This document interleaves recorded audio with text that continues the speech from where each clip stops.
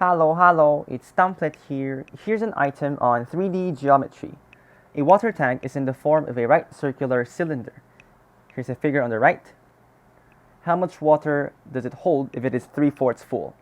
For this item, use pi equals 22/7. As usual, pause this video if you'd like to give this item a try. But if you're done, let us dive into the solution.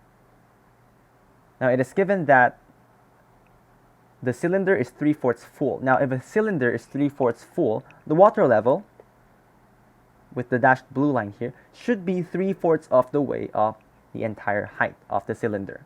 So note that if we just take the volume of water inside, take note it's going to be cylindrical in form, since it is known that a water or a liquid will just take the shape of its container. So the water, it's going to look like this as well. It's going to have the same radius of the base. It's going to be 2 meters, but the height, it's going to be 3/4 times 7 meters, because the height should be 3/4 of the entire thing, since the water level should be 3/4 of the height. So we have the height of the water column here, it's going to be 3/4 times 7. So we can still use the formula V equals pi r squared height to this volume, to get the volume of this cylinder of water here. So the volume of water, we can write it as pi times r squared. R squared is just 2 meters squared times 3/4 times 7 meters. So volume of water equals pi times 2 meters squared